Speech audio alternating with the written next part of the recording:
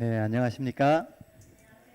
네, 행복한 안식일 성견을 찾으신 모든 오산교회 성도님들과 또 손님 여러분들을 주의 이름으로 환영하며 축복합니다.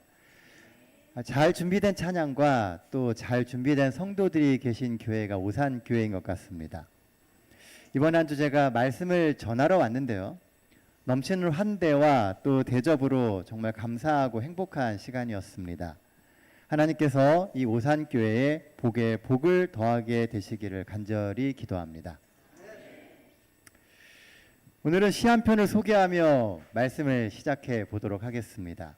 오규원 시인의 살아있는 것들은 흔들리면서 라고 하는 제목의 시입니다. 살아있는 것들은 흔들리면서 튼튼한 줄기를 얻고 잎은 흔들려서 스스로 살아있는 몸인 것을 증명한다.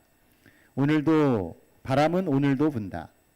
수많은 잎은 각 제각기 몸을 엮는 하루를 가누고 들판에 슬픔 하나 들판에 안 나오나요?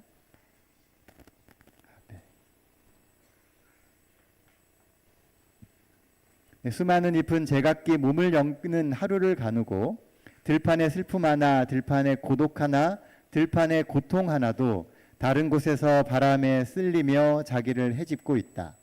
피하지 마라. 빈들에 가서 깨닫는 그것. 우리가 늘 흔들리고 있음을. 자, 오규원 시인의 이 살아있는 것은 흔들리면서라고 하는 이 시에 보면은요, 흔들림에 대한 이야기를 합니다. 저는 이 시를 보면서 이 부분이 마음에 와서 박혔습니다. 살아있는 것들은 흔들리면서 튼튼한 줄기를 얻고 잎은 흔들려서 스스로 살아있는 몸인 것을 증명한다. 바람은 오늘도 분다.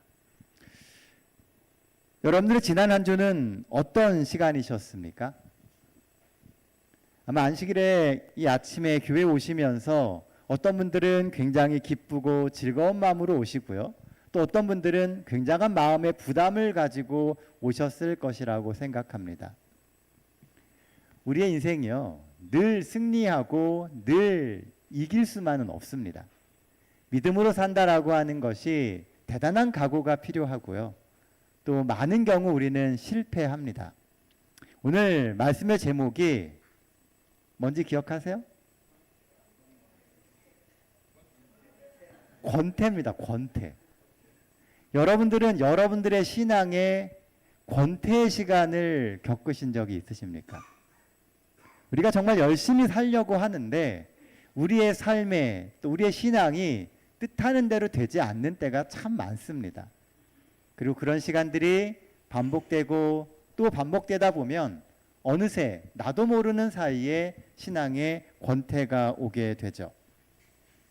그러나 이런 흔들림이 사실은 우리가 살아있음을 증명하는 것입니다.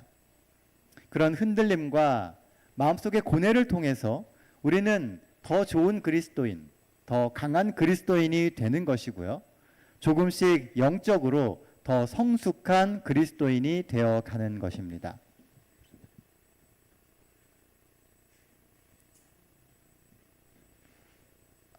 잘 모르겠어요. 나갔다 다시 들어볼게요.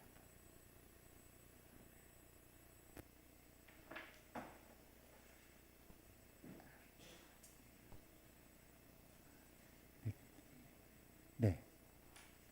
상태가 안 좋아요.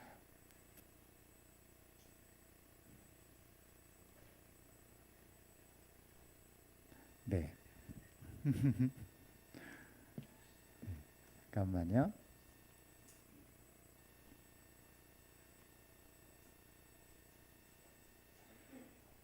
기계는 늘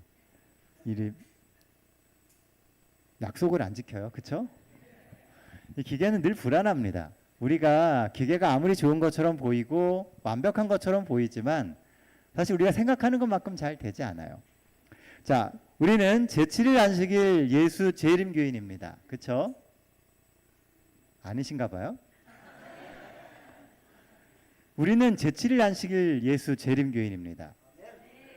여러분들에게 이 이름은 자랑스러운 이름입니까? 아니면 뭔가 좀 감추고 싶은 이름입니까?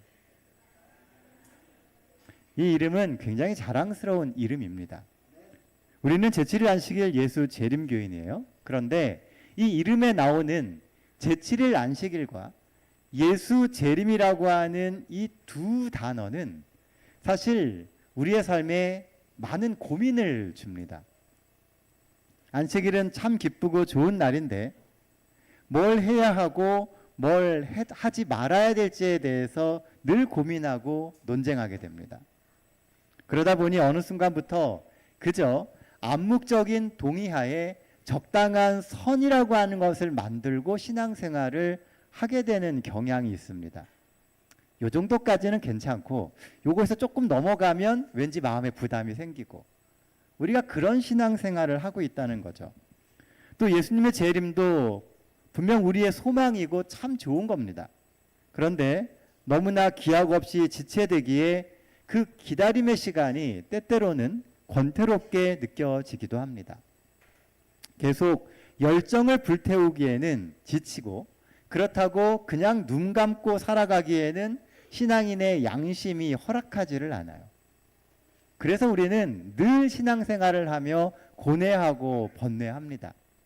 그것이 바로 사실은 우리가 신앙적으로 성장해 가고 있는 시간이라는 것이죠.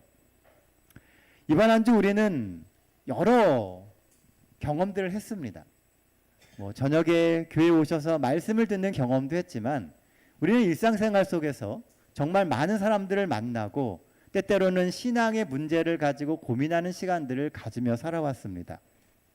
여러분들은 신앙의 딜레마 앞에서 무너지는 삶을 살았습니까? 아니면 단단해지는 삶을 사셨습니까?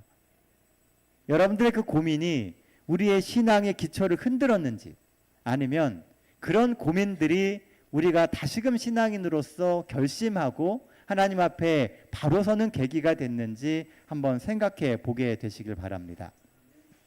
그리스도인이라고 다 완벽한 것은 아닙니다. 신앙은 늘 현실의 문제를 붙들고 함께 고민하며 더 나은 신앙의 길을 찾아가는 거예요. 우리가 사는 이 세상은 가치 중심의 사고를 하라고 합니다. 늘 뭐가 더 가치 있는지, 뭐가 더 좋은 것인지를 보라고 이야기를 해요. 하지만 우리가 계속 이번 주 제가 드리는 이야기의 중심에는요, 가치 중심보다는 의미 중심의 삶을 살아야 된다는 거예요. 오늘 우리가 무엇을 위해서 살아가고 있느냐는 거죠. 우리가 넘어지고 실패할 수 있습니다. 하지만 늘 우리가 어디를 바라보고 무엇을 향해 나아가고 있었느냐가 중요하다는 거예요. 그래서 넘어진 모습이나 지금 우리가 처해 있는 그 현실에 그것 때문에 가슴 아파하고 불안해하고 포기하지 마시고요. 내가 살아가고 있는 그 삶의 방향을 보며 여러분들이 소망을 잃지 않게 되시기를 간절히 바랍니다. 이 안식일 우리에게 안식일의 시간이 주어지는 이유도요, 동일합니다. 비록 완벽하지는 못했지만 믿음 안에서 말씀대로 살려고 하는 우리에게 다시금 희망을 주고 소망을 주는 시간이 이 안식일입니다. 지난 한 주 우리는 성경의 기본 교리를 공부했습니다. 아마 더 궁금하신 부분들은 우리 배남선 목사님과 함께 공부하시면 될 거예요. 좋은 목사님과 좋은 성도가 있기 때문에 이 오산교회가 앞으로 할 수 있는 일들이 굉장히 많을 거라는 생각을 해보는 한 주였습니다. 오늘 저는 그래서 거기서 조금 더 나가서요, 조금 더 포괄적인 그리스도인의 삶에 대한 이야기를 좀 같이 해보려고 합니다. 재림교회의 아주 유명한 신학자 중에 한 분이 이 조지 나잇이라는 분이 계십니다. 아마 들어보신 분들 계실 겁니다. 가끔씩 교회에 오는 책자들이나 이런 데 보면 조지 나잇이라고 하는 분이 쓴 글들이 있어요. 거기에 이런 말씀을 하셨습니다. 문제는 내가 아직 그 승리를 열렬히 갈망하고 있지 않다는 것이다 라고 하는 글을 적었습니다. 우리의 신앙에 권태가 느껴지는 이유는요, 사실 현실과 이상의 딜레마 속에서 우리가 그리스도인의 삶을 살기를 열렬히 갈망하지 않기 때문이라는 거예요. 이 말이 좀 이상하죠? 그리스도인으로 살려고 우리는 신앙을 하고 있는데 또 그리스도인의 그 삶을 살고 있습니다. 그런데 문제는요, 우리의 마음에 정말 열렬하게 그런 그리스도인의 삶을 살고자 하는 마음이 부족하다는 거예요. 이 말은 우리가 그리스도인이 아니란 얘기가 아니에요. 신앙적으로 살려고 하지 않는다는 말이 아닙니다. 단지 내가 어떻게 해서든지 더 나은 신앙인이 되어야 되겠다라고 하는 마음이 점점 옅어져 간다는 거죠. 정말 의도하지 않았는데 나도 모르는 사이에 그런 마음이 점점 줄어들고 있는 거예요. 우리는 말씀을 보고 신앙생활을 하며 하늘을 소망하며 살고 있습니다. 그런데 왜 신앙은 활기를 잃고 우리의 삶에는, 우리의 신앙에는 권태로운 증상들이 나타나는 것일까요? 일본 최고의 작가로 불리는 이 엔도 큐사쿠는요, 이런 말을 했습니다. 사탄은 마치 먼지처럼 우리 속에 조용히 쌓여 우리를 더럽히고 마비시킨다. 우리도 모르는 사이에 우리의 삶에 사단이 스며든다는 거예요. 마치 먼지처럼.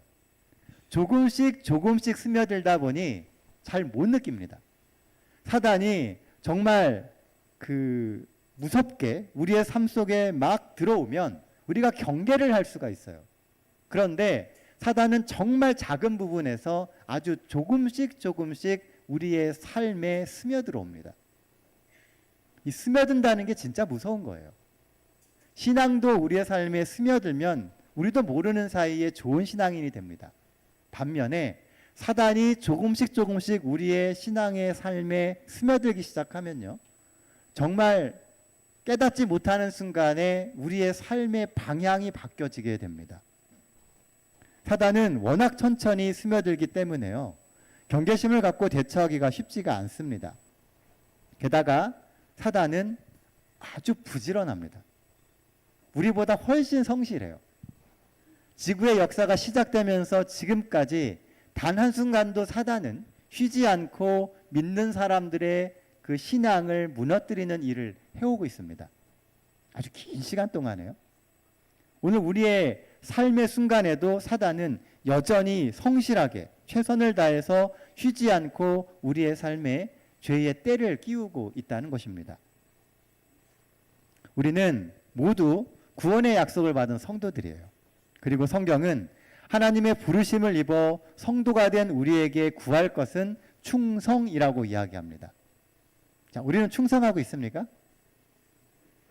자, 충성 그러면 우리는 군대 생각을 해요. 그래서 충성하고선 무슨 명령이 떨어지든지 그대로 복종하는 것을 충성이라고 생각을 합니다. 그러나 충성의 진짜 의미는요, 성경을 잘 연구해 보면 믿을 수 있는이라고 하는 의미가 훨씬 강합니다. 그러니까 복종이라고 하는 의미보다는 믿음직한이라고 하는 의미가 충성이라는 단어 속에 많이 들어있어요. 마음으로부터 우러나오는 그런 신뢰라는 겁니다. 그래서 성경이 말하는 충성의 개념은 믿음직한 삶을 사는 거예요. 하나님이 우리를 보실 때 믿음직해야 된다는 거죠. 그게 충성이라는 겁니다.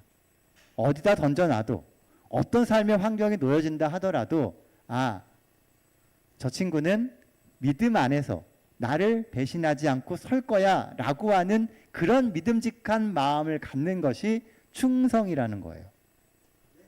자, 그럼 대표적인 성경에 나오는 충성한 인물은 누굴까요? 어떤 환경에 처해도 흔들리지 않고 하나님 편에 서는 사람. 요셉, 욥 이런 사람들이 있겠죠. 하나님은 우리가 그렇게 믿음에 서는 사람이 되기를 원하신다는 겁니다. 그게 바로 성경이 말하는 믿는 자에게 구하는 것, 맡은 자에게 구하는 충성이라는 거예요. 복음을 갖고 살아가는 우리는 하나님께 그런 믿음을 주는 사람들이 되어야 합니다. 그러므로 중요한 것은요, 우리가 얼마나 충성하느냐 보다 누구에게 충성하고 있느냐가 중요합니다. 오늘 우리의 삶의 주인이 예수님이시냐는 거예요. 우리의 삶의 그 중심에 하나님이 계시냐는 것입니다. 우리의 마음과 삶이 지금 누구를 향해 나아가고 있느냐가 중요합니다. 아마 이 자리에는 아주 오랫동안 주께 충성하며 믿음으로 주께 나아오신 분들도 계시고, 또 어떤 분은 아직도 선택의 기로에 서서 주저하고 계시는 분들도 계실 겁니다. 하나님을 믿고 주가 계신 쪽으로 나아가십시오. 하나님이 늘 여러분들의 인생에 편이 되어 주시고 인도자가 되어 주시고 지지자가 되어 주실 것입니다.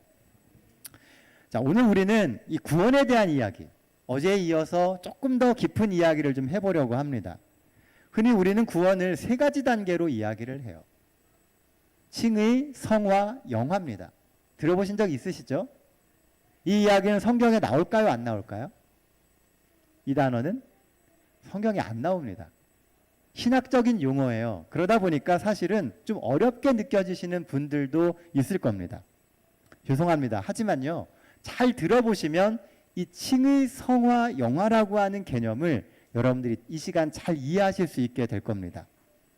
칭의는 말 그대로 의롭다고 불러주는 겁니다. 그리고 성화는 의롭게 변해가는 것이고, 영화는 그 말대로 하늘에 합당하게 영광스럽게 바뀐다라고 하는 의미입니다. 영화는 하늘에 들어가는 순간에 순식간에 일어나는 일이기 때문에 영화에 대한 이야기는 오늘 하지 않겠습니다. 우리는 오늘 칭의와 성화에 대한 이야기를 해보려고 그래요. 빌립보서 1장 6절에 보면 이런 말씀이 있습니다.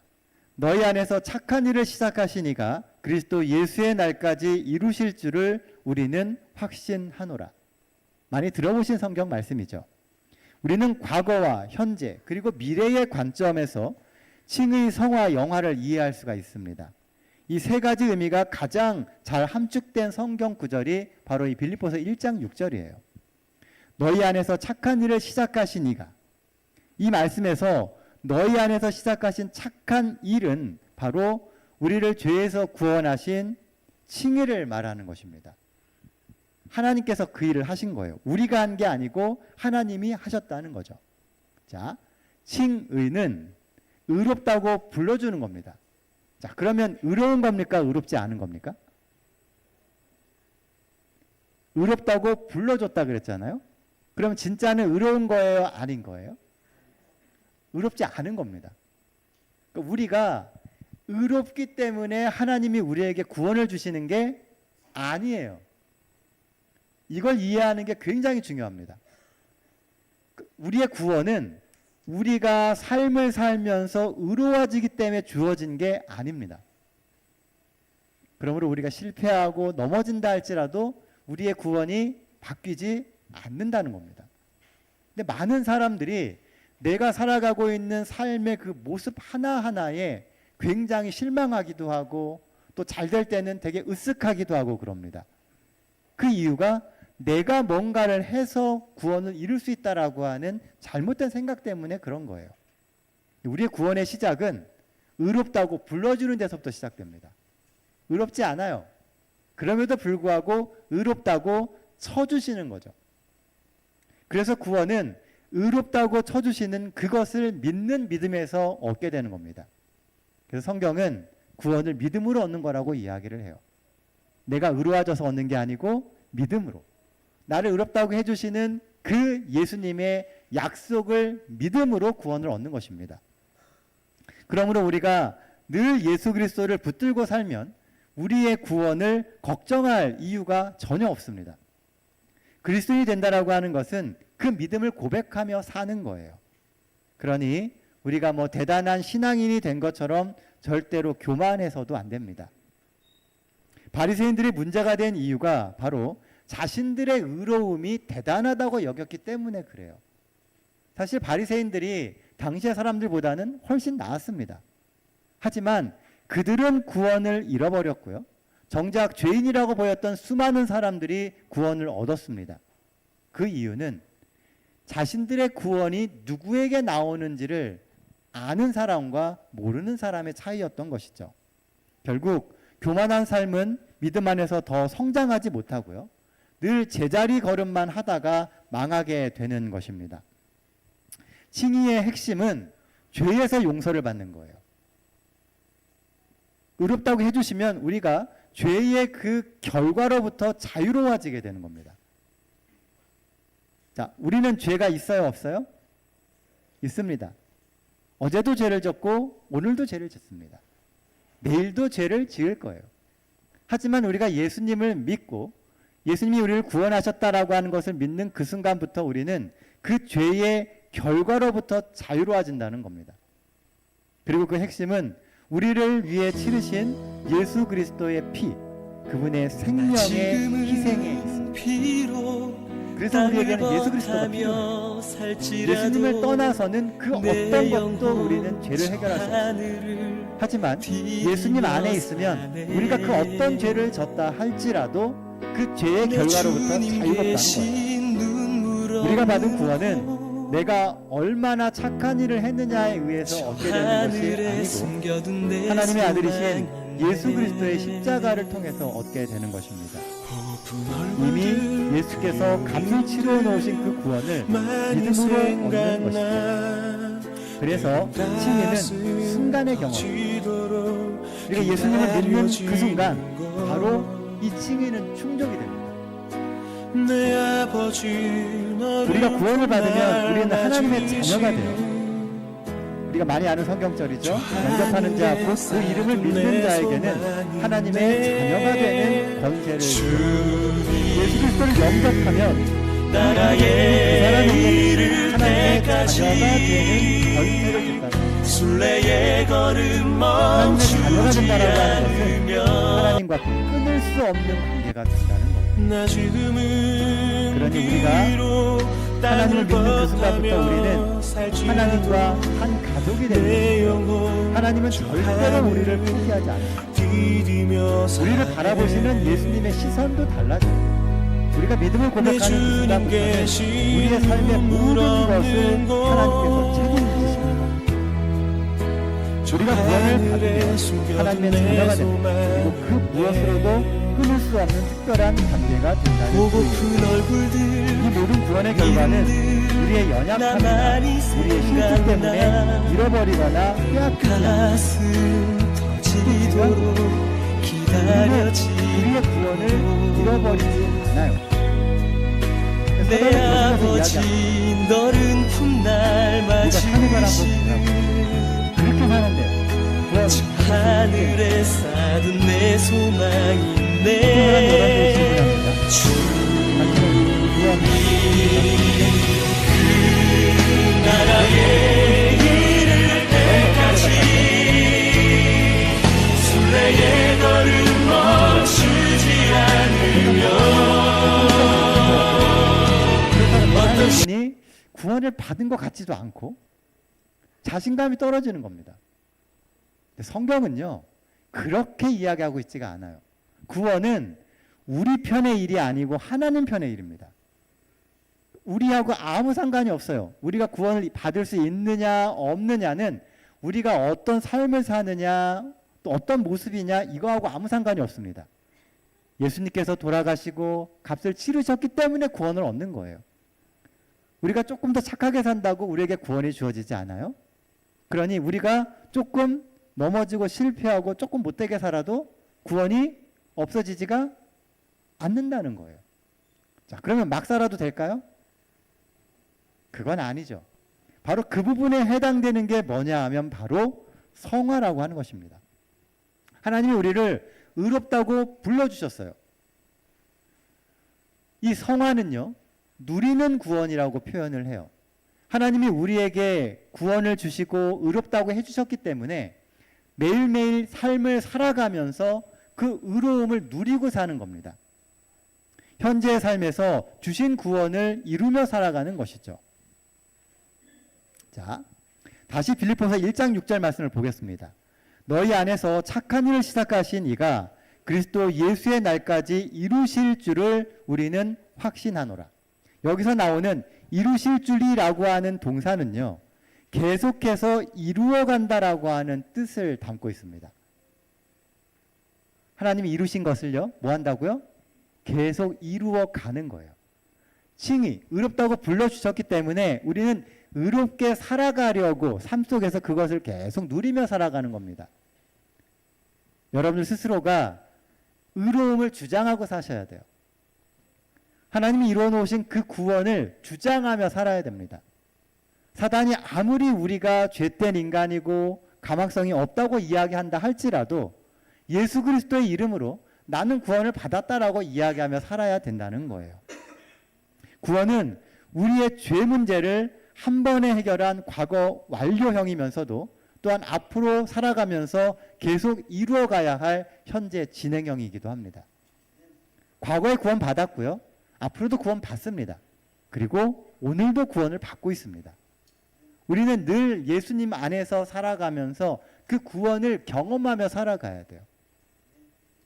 비록 우리가 이번 한 주 실패했을 수 있습니다. 하지만 여전히 우리의 구원은 바뀌지 않아요. 왜냐하면 우리가 오늘 이 시간 다시 예수님을 붙들고 그 구원 안에 머물기를 우리가 소망하고 있기 때문에 그렇습니다. 그러면 우리는 구원을 두려워하거나 고민할 필요가 전혀 없어진다는 겁니다.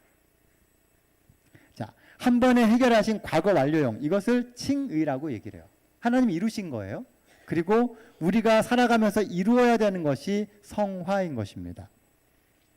칭의는 하나님이 이루신 일이지만 우리 역시 우리의 삶에서 그 구원을 이루어가는 과정이 필요합니다. 이것이 성화예요. 물론 성화가 우리의 구원에 단 하나의 공로를 더할 수는 없습니다. 하지만 성화된 삶을 통해서 우리에게 주어진 구원이 헛되지 않았음을 증명하게 되고 우리가 구원에 합당한 사람으로 변해가게 되는 겁니다. 우리는 지금 성화되어 가고 있어요. 그리스도인의 모습으로 되어져 가고 있다는 거죠. 완벽하지는 않습니다. 하지만 여전히 우리는 그리스도인이라는 거예요. 빌립보서 2장 13절, 12절, 13절은 이렇게 기록합니다. 그러므로 나의 사랑하는 자들아, 너희가 나 있을 때뿐만 아니라 더욱 지금 나 없을 때에도 항상 복종하여 두렵고 떨림으로 너희 구원을 이루라. 너희 안에서 행하시는 이는 하나님이시니 자기의 기쁘신 뜻을 위하여 너희에게 소원을 두고 행하게 하시나니. 두렵고 떨림으로 구원을 이루어 가라는 겁니다. 늘 우리의 구원을 이루어 가기 위하여 우리의 모든 것을 집중하며 살아가야 된다고 이야기를 해요. 우리 속에 움직이시고 행하시는 분이 하나님이 계시기 때문에요. 내가 하는 거 아니에요. 하나님을 내 삶에 모시면 하나님이 그것을 이루어 주신다는 겁니다. 내 능력으로 하는 게 아니고 하나님이 이루어가게 우리의 삶을 인도해 주세요. 그냥 구원 주고 끝나는 게 아니고요. 우리 속에서 역사하시는 분이 하나님이시라는 거예요. 하나님을 믿으십니까? 그러면 그 하나님이 우리의 삶 속에서 그 일을 이루어 주실 겁니다. 여기서 이룬다라고 하는 것, 아까 말씀드린 것처럼 현재 진행형입니다. 지속적으로 시도하고 파고든다라고 하는 것이죠.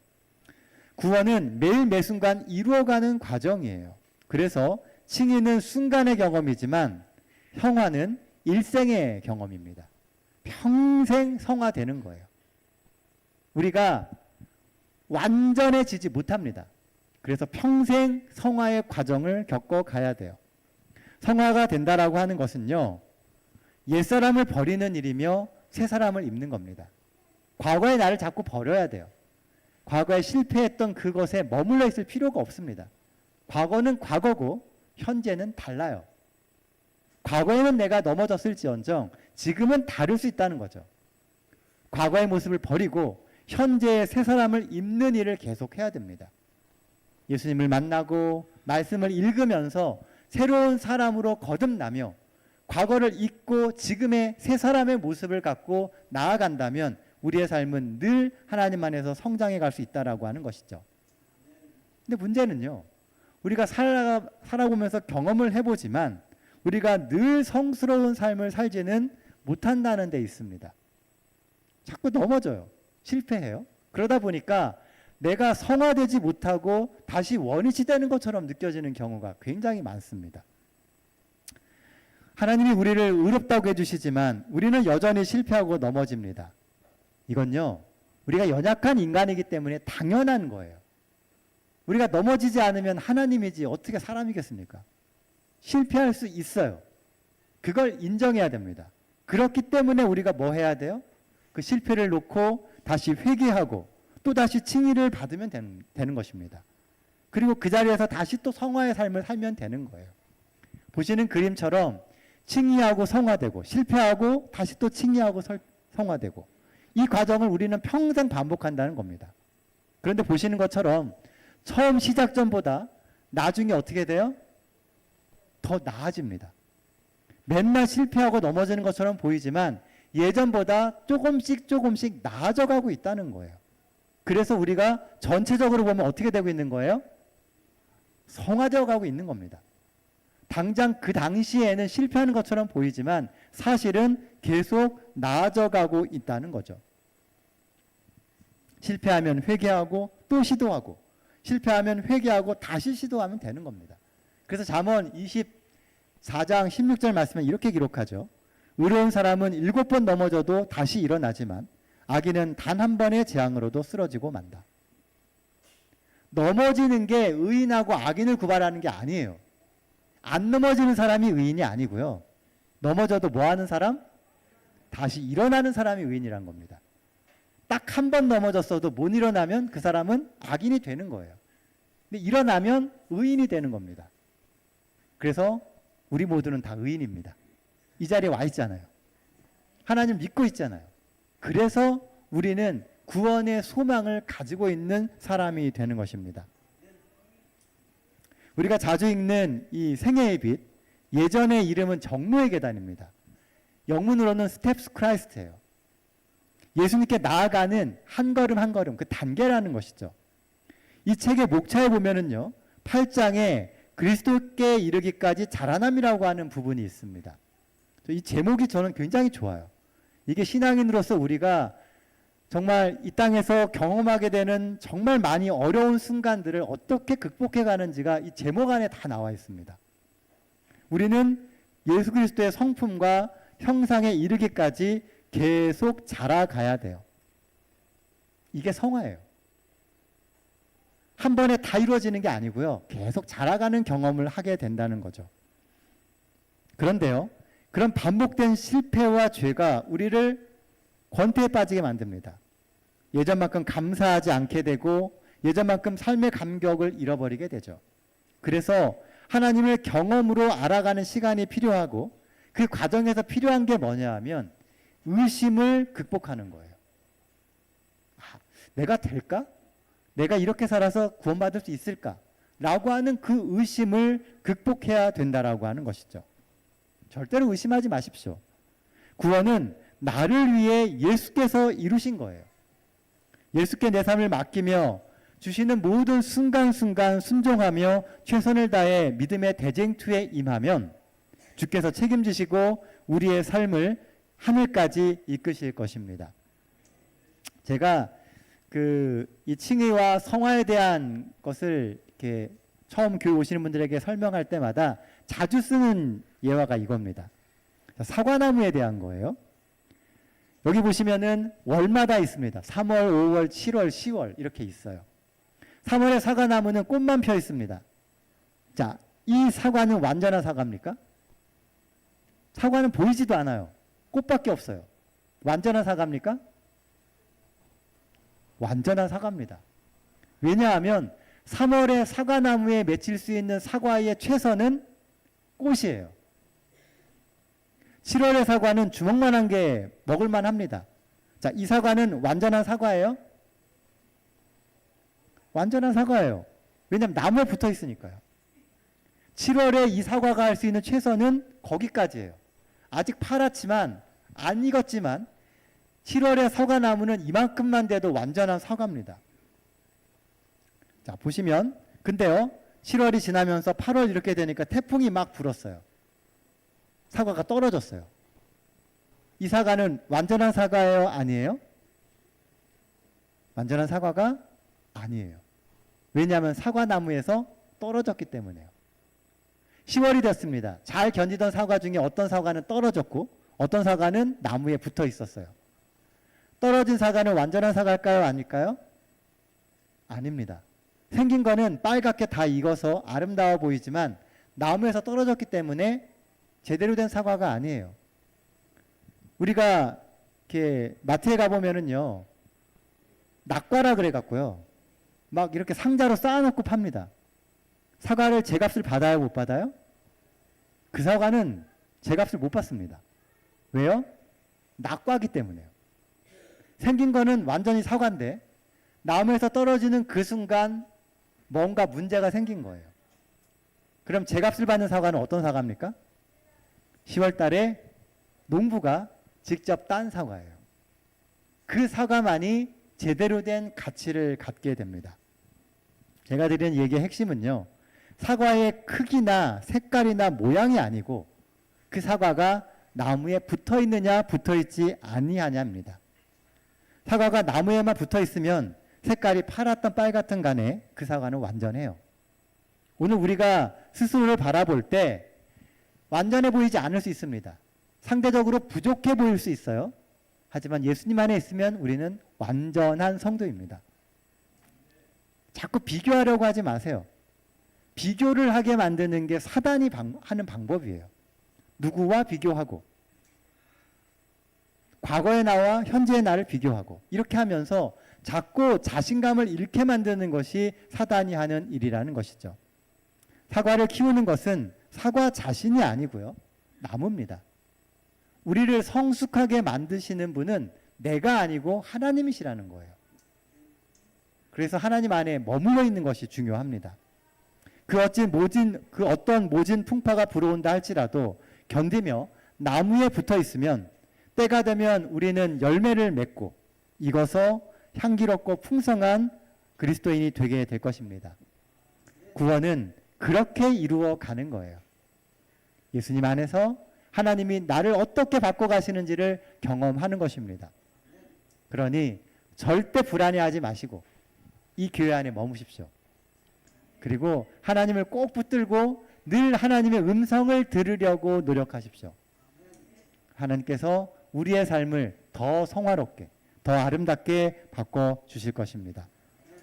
반면에요, 예수로부터 떨어져 나와서 자신의 행위로 구원을 얻으려고 하는 사람들이 있습니다.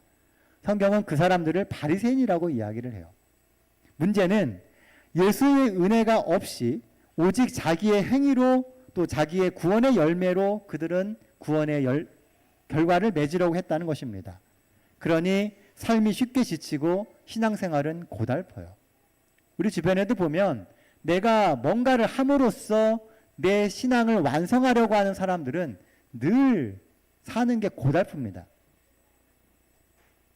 제가 그 성경 공부할 때 가끔씩 우스갯소리를 하는 이야기가 있어요. 제가 어떤 특정한 분들을 비하하거나 그럴 의도 전혀 없습니다. 그러니까 우리 재림교회가 겪게 되는 하나의 현실을 그냥 약간 꼬집은 거예요. 채식하시는 분들 치고 성격 좋은 분들을 못 봤다는 겁니다. 근데 제가 이렇게 이야기를 하면 다 동의를 하세요. 왜 그럴까요? 채식하시는 분들 중에 성격 좋은 분들 계십니다. 근데 대체적으로 그렇지가 않더라는 거예요. 왜 너는 그걸 먹냐? 너는 왜 그걸 안 먹냐? 이렇게 먹어야지 라고 이야기를 하세요. 그분들의 의도는 너무 좋아요. 그런데 듣는 쪽에서 보면 그 모습이 결코 좋아 보이지 않더라는 것입니다. 바리새인이 지켰던 의라고 하는 것도 이야기하는 내용을 보면 너무 좋아요. 그런데 그 의가 추구하는 게 뭐냐 하면 내가 그것을 이룸으로써 의로워진다라고 하는 생각을 갖고 있다는 겁니다. 그러면서 어떤 시선으로 사람들을 봐요? 나는 의롭고 당신은 부족하고. 그 시선이 그 안에 깔려 있었기 때문에 바리새인들이 결국 그들의 구원을 잃어버렸던 것입니다. 구원은 철저하게 믿음으로 받습니다. 믿음이 없이는 하나님을 기쁘시게 할 수 없습니다. 믿음이 없이는 구원도 없습니다. 그러므로 내 속에 있는 믿음을 삶에서 보여줘야 됩니다. 이때 필요한 것이 바로 행함이에요. 그러나 행위 없는 믿음은 죽은 믿음이 되는 겁니다. 믿는다고 말하면서 그대로 살지 않으면 그 사람은 믿음이 있는 거예요, 없는 거예요? 없는 거예요. 믿습니다라고 말을 하고 실제로 행동으로 아무것도 하지 않으면 그건 믿음이 없는 겁니다. 믿음과 행함은 동전의 양면과 같아요. 한쪽이 있으면, 한쪽이 없으면 다른 한쪽도 존재할 수가 없습니다. 믿음이 있으면 당연히 그대로 살아야 되는 것이고요. 살아가고 있는 그것의 중심에는 믿음이 있어야 된다는 것이죠. 우선순위, 중요성을 놓고 본다면 믿음이 우선이고 그 뒤에 따라오는 게 행함이라고 하는 거예요.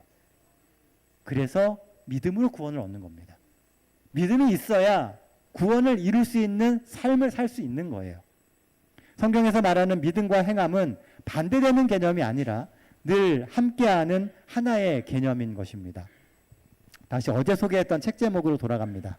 하나님, 저 잘 살고 있나요? 스스로에게 물어보십시오. 하나님, 제가 잘 살아가고 있습니까? 제가 어떻게 살면 좋을까요? 매일 이걸 물어본다면 아마 하나님이 우리에게 지혜를 주시고요. 그리고 우리의 삶을 끝까지 좋은 방향으로 이끌어 가실 겁니다. 매 순간 주님의 편에 서려고 결심하는 우리가 되기를 간절히 소망합니다. 우리가 주님의 편에 서려고 해야 돼요. 하나님의 은혜가 이 아침 이 성전을 찾으신 우리 모든 오산교회 성도님들의 삶에 풍족이 임하게 되기를 간절히 소망합니다. 마지막으로 제가 정말 좋아하는 찬양 하나를 소개하며 일주일간의 전도의 말씀을 마치려고 합니다. 우리의 소망은 하늘에 있습니다.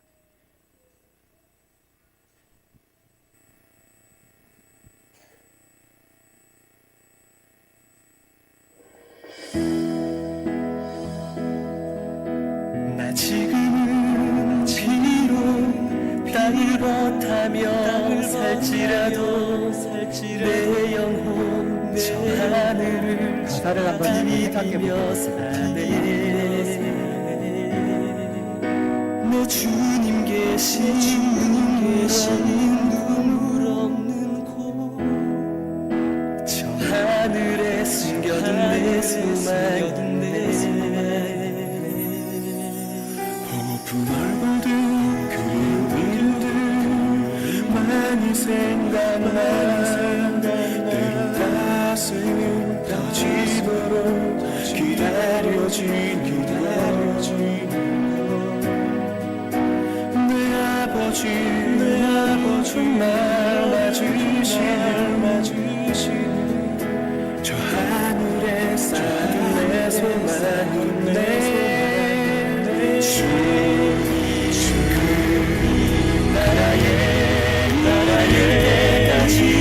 때까지 순례의 걸음 멈추지 않으며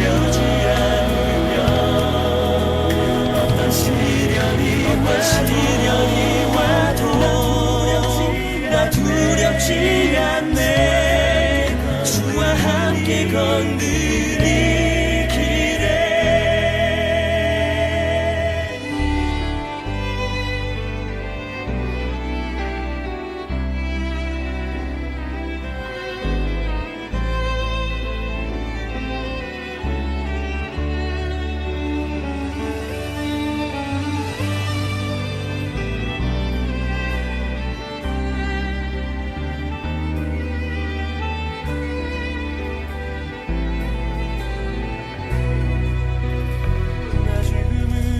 나 지금은 비록 땅을 벗하며 살지라도 내 영혼 저 하늘 디디며 사네.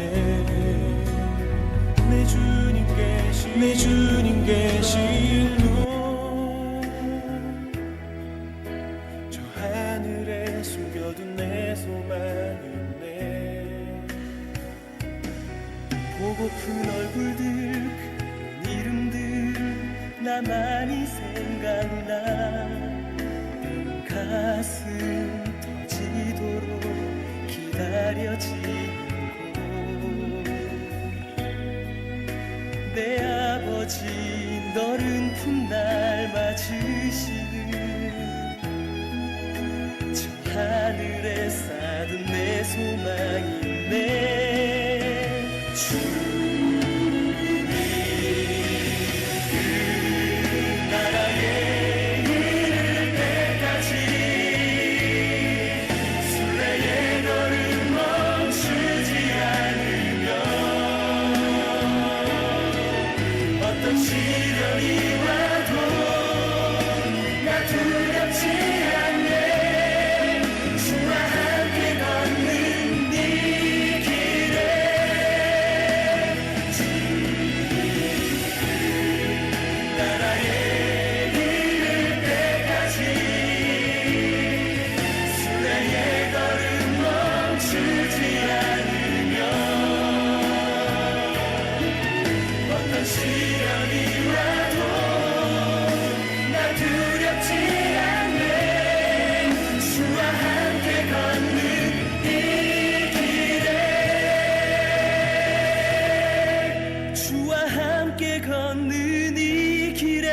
주와 함께 걷는 이 길에 우리 함께 걷는 이 길에